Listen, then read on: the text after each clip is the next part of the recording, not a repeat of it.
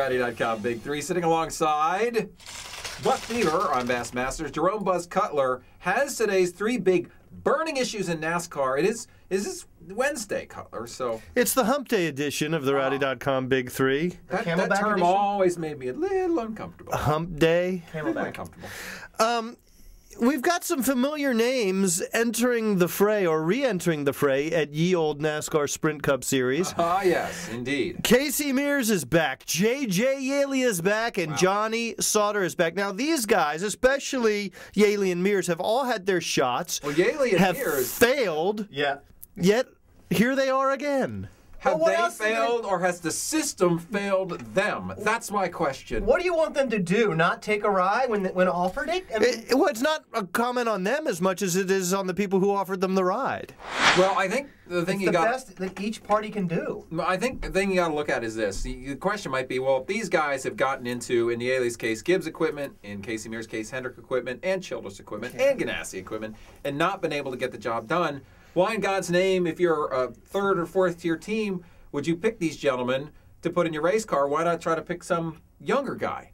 And I think the issue is, what are you trying to achieve? You're trying to get into the race. You're trying to get into the race, and that's about it. You need someone who can qualify and run you a fast lap and who has some experience. These young kids, they don't have the experience, and they may not have qualified at these tracks, and so they may not be able to get you in. And that's what you want to. In order to park it, you got to start it. And the thing. Well, I can't really add to that. That's right. In order to park it, you got to start it. Once again, Buck Fever has crystallized. You really did cut to the chase on that. So Yeley, Mears, and Sauter. Three blind mice, see how they run. They all ran after the farmer's wife, who cut off their tails with a carving knife. Did you ever see such a thing in your life as three blind mice? Indeed. All right, issue number 2. You know, we always talked about your big four teams being Hendrick Motorsports, Joe Gibbs Racing, Roush Fenway Racing, and Richard Childress Racing. Right.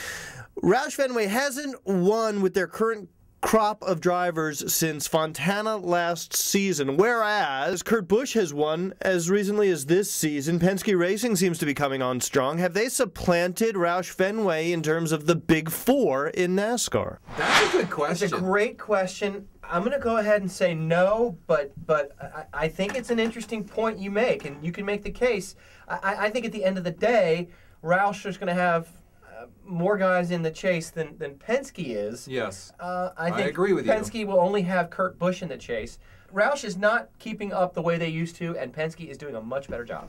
If you look at Matt Kenseth this year, how he's performed, it's been pretty impressive. Yes. Greg Biffle has been pretty impressive with the consistency. Carl Edwards has now moved into the top 12, actually led a lap at Richmond, and finished, I think he finished 5th.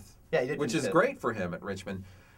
But I still say you haven't seen those guys sitting in winning race cars yet. And I feel like with Kurt Busch, you have. He didn't win at Bristol, but he sure looked like he was going to.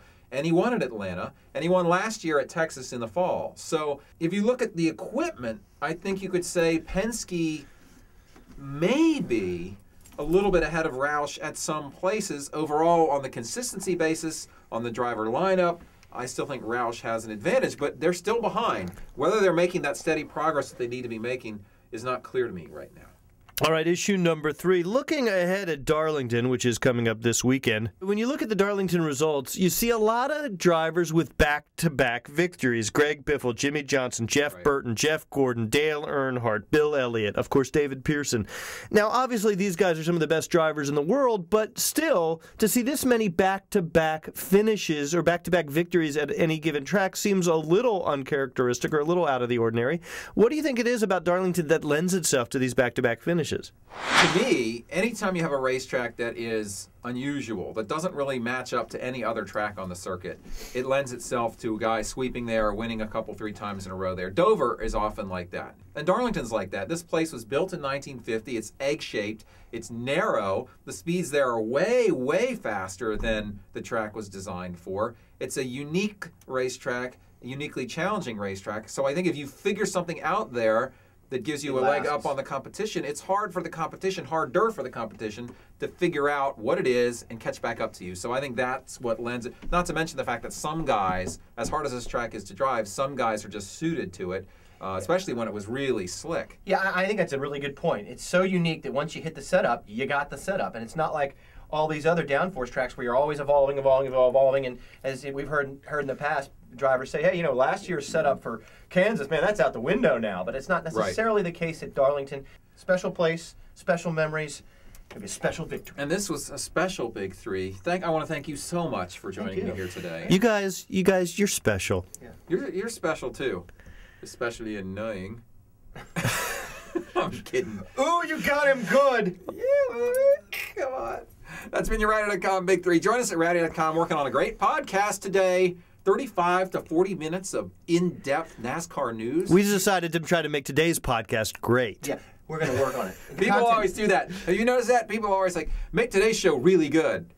Like, well, we do our best every day. We really do. Don't we? Don't we?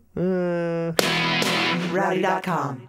Say it like it is. Say what like it is? Rowdy.com.